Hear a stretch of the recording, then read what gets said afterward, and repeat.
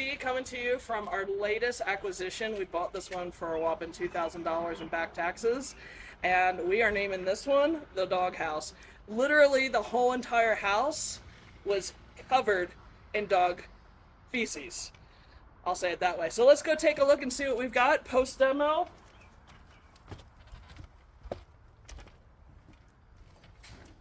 As you can see, you are dealing with something right here that has been completely gutted. This is an example of almost a complete gut.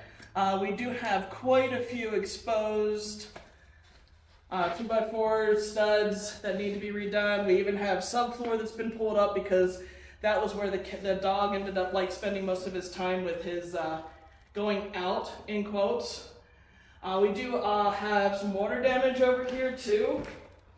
We're thinking that there was probably originally a leak from underneath the underbelly of the home. The problem is you've got particle board particle board here, and when that gets wet, as you can see, it starts making the subfloor really, really wet. Most of your homes are going to have particle board in them. This is a 2007 home.